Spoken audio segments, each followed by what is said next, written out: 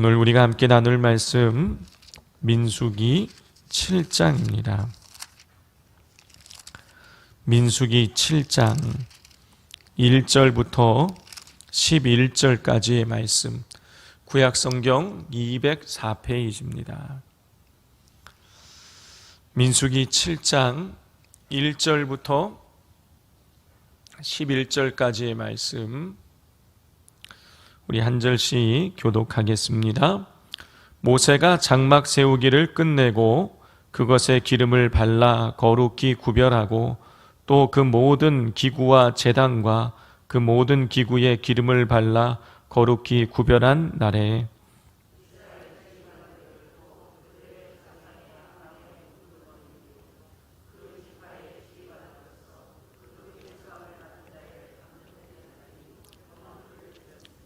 그들이 여호와께 드린 헌물은 덮개 있는 수레 6대와 소 12마리이니 지휘관 2사람의 수레가 하나씩이요 지휘관 1사람의 소가 1마리씩이라 그것들을 장막 앞에 드린지라. 그것을 그들에게서 받아 레위인에게 주어 각기 직임대로 회막 봉사에 쓰게 할지니라. 곧 게르손 자손들에게는 그들의 직임대로 수레 2과 소 4마리를 주었고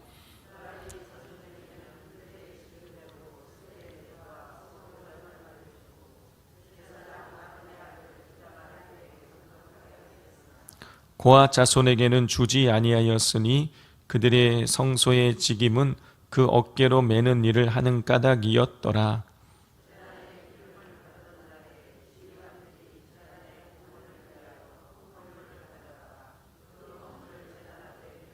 함께 읽겠습니다.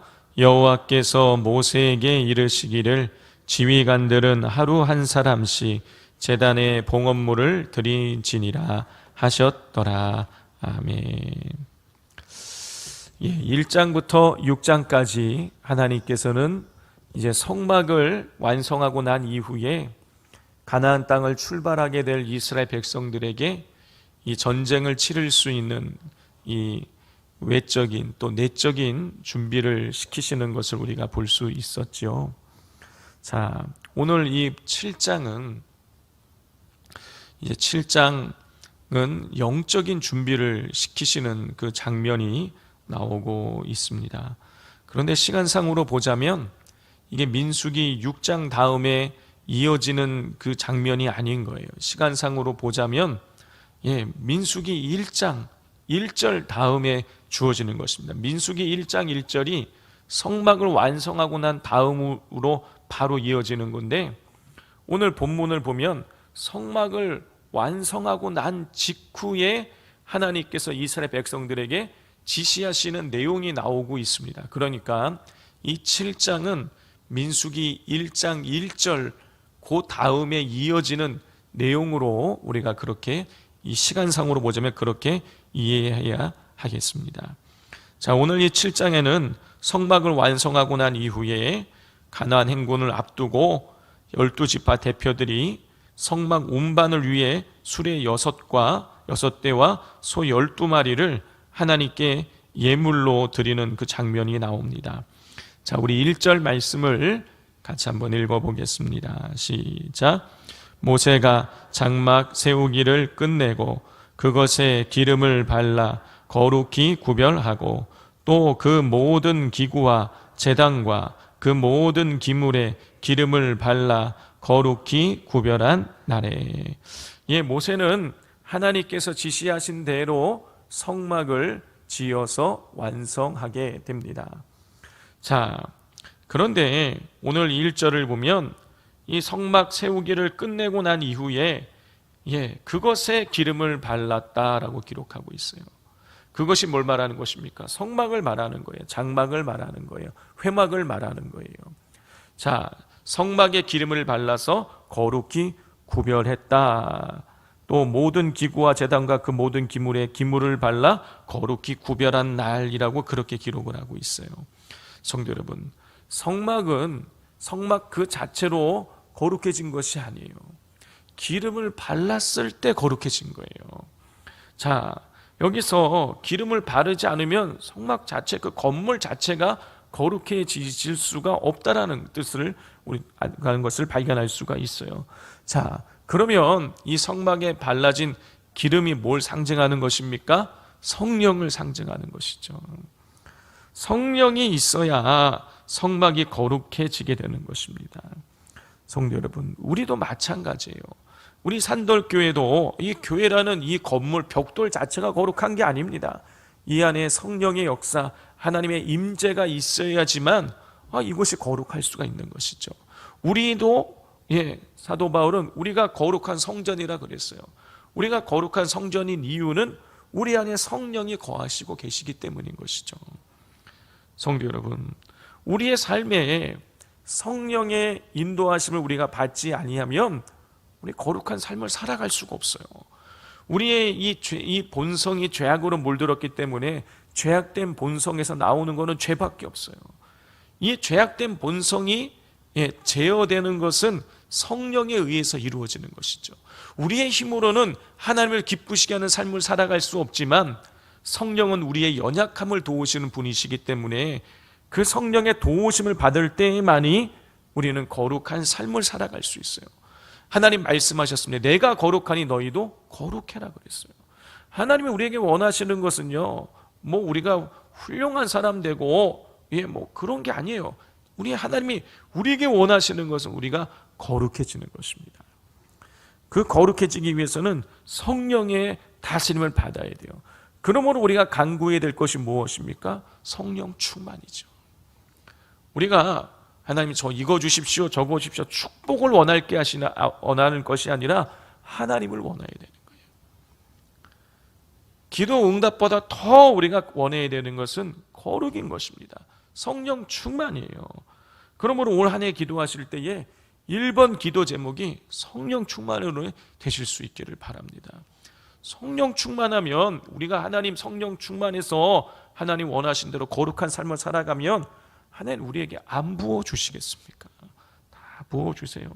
자, 그러므로 우리 성령을 사모하실 수 있기를 바랍니다. 자, 성막 세우기를 마치고 모세가 기름을 발라서 성막을 거룩하게 구별하는 날에 이스라엘의 지휘관들은 하나님께 헌물을 드렸습니다. 우리 2절 말씀 같이 읽겠습니다. 이스라엘 지휘관들 곧 그들의 조상의 가문의 우르머리들이요 그 지파의 지휘관으로서 그 계수함을 받은 자의 감독된 자들이 헌물을 드렸으니 그랬어요. 성막이 완성되고 나서 이스라엘의 지파의 우두머리들은 각 지파에서 한 명씩 나와서 이 성막에 있는 성물들을 옮길 수 있는 수레와 소를 하나님 앞에 헌물했습니다. 헌물했다라는 것은요, 하나님 앞에 감사드렸다라는 의미도 담겨져 있는 것이에요. 성도 여러분, 지금 광야 한복판에서 성막을 만든 거예요. 그걸 만들기 위해서는요, 금도 세공했어야 되고요, 은도 세공을 했어야 되는 거예요. 나무도 다듬었어야 되고요, 또 이 청색, 자색, 홍색 실로 가느개꽃 배실로 천사도 수를 놓아야 되고 각종 세밀한 이 수작업들이 많이 이루어졌어야 돼요. 이 금은을 세공하려면은요, 요즘 우리식으로 치자면 여러분 대장간이 있어야 되는 거예요. 그런데 여러분 광야 한복판에 대장간이 어디 있겠어요? 급히 만들었어야 될 것이었습니다. 땔감을 찾는 것도 쉬운 일이 아니었을 거예요. 자, 더군다나 여러분 광야는 더운 곳이요, 거기에서 불을 피워가지고 금은을 세공한다, 굉장히 고역스러운 일이죠. 그런데 이스라엘 백성들이 그걸 다 했어요. 하나님이 그렇게 모양 만들려고 하니까 금도 세공하고 은도 세공하고 나무도 세공하고 수도 놓고 온갖 일을 다 했어요. 여러분, 이스라엘 백성들 인간적으로 보자면 이스라엘 백성들 땀 흘리며 고생한 것입니다. 그런데 12지파의 족장들은 지파를 대표해서 하나님 앞에 감사했어요. 자, 왜 감사한 것일까요? 성막을 만들 수 있는 모든 재료를 이스라엘 백성들이 자기들이 바치고 자기들이 만들고 자기들이 다 했어요. 그럼에도 불구하고 이 성막을 세우고 나서 선물을 드리면서 감사한 이유는 그렇게 할 수 있게 하신 하나님의 전적인 도우심을 기억했기 때문인 것이죠. 출애굽시키시고 또 애굽에서 나올 때에 금과 온갖 많은 재물들을 애굽 사람들에게서 받아서 나올 수 있게 해주셔서 그걸 만들 수 있게 되었으니 그 모든 것을 되돌아보았을 때에 감사할 수밖에 없었던 것이죠. 성도 여러분, 뒤돌아보면 우리 다 시간 지나놓고 보면 다 하나님의 은혜임을 감사하게 되지 않습니까?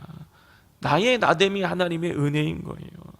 나의 나됨이 하나님의 은혜였다라는 사실을 내가 여기까지 올 수 있었던 것이, 내가 예수 믿게 된 것이, 내가 오늘 이 자리에 있는 것이 다 하나님의 은혜라는 사실을 기억하면서 늘 감사하는 삶을 살아가실 수 있기를 바랍니다. 자, 이렇게 성막을 완성한 이후에 각 지파 대표들이 감사하면서 하나님께 헌물을 드렸습니다. 하나님께서는 그 예물을, 이 각 지파의 대표들이 드린 예물을 레위인에게 주라고 했어요. 자, 4절 5절 말씀 함께 읽겠습니다. 시작.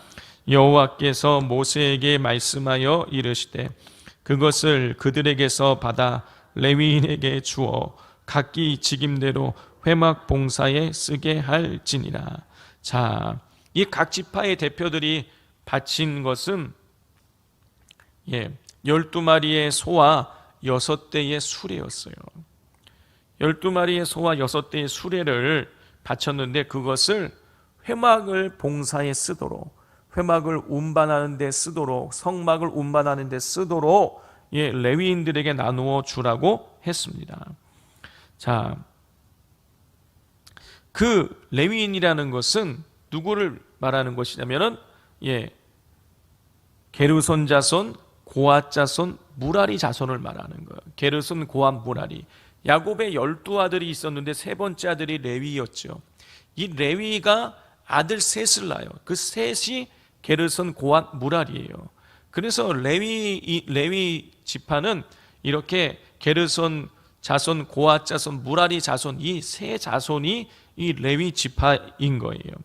자, 이 7절을 보면은요, 게르손 자손에게는 수레 2과 소 4마리가 주어지고, 8절을 보면 무라리 자손에게는 수레 4과 소 8마리가 주어져요. 그리고 9절을 보면은요, 이 고앗 자손에게는 소와 수레가 전혀 주어지지 않습니다. 우리 9절 말씀을 같이 한번 읽어보겠습니다. 시작. 고앗 자손에게는 주지 아니하였으니 그들의 성소의 직임은 그 어깨로 매는 일을 하는 까닭이었더라 그랬어요. 자, 성도 여러분, 수레 6대 그리고 소 12마리니까 수레는 2대씩 나눠주고 그리고 소는 4마리씩 나눠주면요 공평하게 나눠 가질 수 있는 거예요. 그런데 하나님 그렇게 주지 않으셨어요. 고앗 자손에게는 수레와 소를 전혀 주지 아니하시고, 그리고 무라리 자손에게는 게르손 자손보다 이 소와 수레를 2배를 더 많이 주셨어요. 자, 이게 어디는 아무것도 없고 어디는 2배를 가지고 있고 차이가 있습니다. 자, 그러면 하나님께서 게르손, 고앗, 무라리 자손을 차별하신 것일까요? 그렇지 않아요. 차별하신 것이 아니에요. 하나님께서는요, 그들에게 맡겨진 직임대로, 그들에게 맡겨진 사명대로 소와 수레를 나누어 주신 것이에요. 여러분, 이 게르손 자손보다 무라리 자손들이 옮겨야 할 짐이 많고 더 무거운 것들을 운반해야 되니까 이 무라리 자손에게는 고앗 자손보다 더 많은 수레와 소를 주셨던 거예요. 고앗 자손은 수레와 소를 전혀 주지 아니하신 것은 그들이 운반해야 될 것들은 다 사람이 직접 어깨에 메고 운반해야 될 것들이었기 때문이에요. 우리 법궤 같은 경우는 어깨에 메서 운반해야 되는 거예요. 우리 출애굽기 많으면서 우리 읽었을 때에 이 법궤에다가는 채를 끼우라고 그랬어요. 채라는 것은 긴 장대를 의미하는 거예요. 긴 장대를 양쪽에 껴갖고 앞뒤에 각 2명씩 해서 4사람이 어깨에 메고 그 법궤를 운반해야 되기 때문에, 그래서 고아 자손에게는 전혀 그것이 소와 수레가 지급되지 않았던 것이죠. 성도 여러분, 하나님께서는요, 각 사람에게 직임대로 맡겨진 사명대로 하나님께서 이 소와 수레를 나누어 주셨어요. 예, 우리도 마찬가지예요. 각 사람에게 맡겨진 사명을 따라서 하나님께서 우리에게 은혜를 각기 다르게 부어 주십니다. 누구에게 더 많이 주고 조금 적게 주고가 아니에요. 각 사람에게 필요에 맞게 하나님께서 그 사명을 부여해 주시는 거예요. 여러분, 그 사명이요, 때로는요, 이 무라리 자손처럼 더 크고 더 중할 수도 있어요. 여러분, 우리에게 크고 중한 사명이 맡겨지면 우리는 겁을 냅니다. 아우, 저 그거 잘하지 못해요. 우리 연말말 되면은 우리 부목사님들이 고생을 하시는, 왜 그러냐? 예, 우리 구역장님, 교구장님, 권찰님들이 안 하신다고, 이제 못 하신다고 막 그러는 거예요. 저는 말을 잘 못해요. 저는 남들이랑 대화를 잘 하지 못해요. 그래서 관리를 할 수가 없어요. 막 그러시는데, 그래도 사명이 맡겨질 때는요, 하나님께서 그 사명 감당할 수 있게 도와주신다는 거예요. 여러분, 처음에 이 무라리 자손의 입장에서 봐서는, 아니 왜 우리는 게르손 자손보다 훨씬 더 무거운 걸 옮겨야 돼? 기분 나빠할 수도 있어요. 부담됐을 수도 있어요. 불공평하다고 생각될 수 있지만, 하나님이 감당할 수 있는 수레와 소를 2배로 주시잖아요. 감당할 수 있게 해주시는 거예요. 여러분, 우리에게 감당할 수 없는 이 사명이 주어진다는 것은요, 무슨 뜻이냐? 하나님이 감당할 수 있게 힘을 주시겠다, 그런 뜻인 거예요. 그러므로 나에게 내가 감당할 수 없는 크고 무거운 사명이 맡겨질 때에, 이거는 하나님이 감당할 수 있게 나에게 힘을 주시겠구나 생각하면서 아멘 하셔야 돼요. 내가 아멘하고 나가면은요, 사명 감당할 수 있고, 사명 감당하면 하나님 부어주시는 은혜를 풍성하게 받아 누릴 수 있게 되어지는 것입니다. 그러므로 올 한 해 동안에 하나님께서 나에게 사명을 맡기셨을 때에, 꼭 구역장, 교구장 이런 사명이 아닐지라도 때로는요, 너 저 사람에게 가서 전도해라고 말씀하실 수도 있어요. 때로는 낯선 사람에게 가서 위로의 말을 전하라고 우리에게 말씀하실 수도 있어요. 때로는 어떤 선교사님을 후원해라고 우리에게 요구하실 수도 있어요. 여러분, 그런 마음에 우리에게 감동을 주시고 그런 사명을 주실 때에 부담돼도요, 그것을 한번 아멘하고 순종하며 따라 나가실 수 있기를 바랍니다. 하나님이요, 감당할 힘을 주세요. 감당할 은혜를 공급해 주실 것입니다. 그걸 경험하면은요, 우리 하나님 정말 좋은 하나님, 놀라우신 하나님을 고백하게 되어질 것입니다. 자, 올 한 해 동안에 성령의 충만함을 간구하시고, 또 하나님이 사명 맡기실 때 아멘으로 순종하셔서 하나님 채우시는 그 부족함이 없는 인생, 풍족한 삶을 살아가게 되시기를 주님의 이름으로 축복을 드립니다. 우리 시간 같이 기도하도록 하겠습니다. 이 시간 기도하실 때, 하나님, 저에게 성령의 충만함을 허락해 달라고, 성령을 부어 달라고, 하나님 말씀을 들을 때, 예배를 드릴 때, 기도할 때에 성령 주셔서 하나님은 성령의 다스림 속에서 하나님을 기쁘시게 하는 삶을 살아갈 수 있게 해달라고 기도해 주시고, 하나님 올 한 해 동안에 저에게 사명 맡기시는 일들 기쁨으로 아멘하며 순종할 수 있게 해달라고, 제가 감당할 수 있는 사명은 감당할 수 있도록 하나님께서 은혜 부어달라고, 그래서 사명 감당하면서 영적으로 성장하며 하나님의 은혜의 풍성함을 누리며 살아가는 이 한 해가 되어질 수 있게 해달라고 기도해 주시고, 또 기도하실 때에 우리 선교사님들을 위해서 기도해 주십시오. 우리 열방에서 살아가는 선교사님들에게 은혜 부어 달라고 우리 이 시간 주여 삼창하고 기도하겠습니다. 주여, 주여, 주여.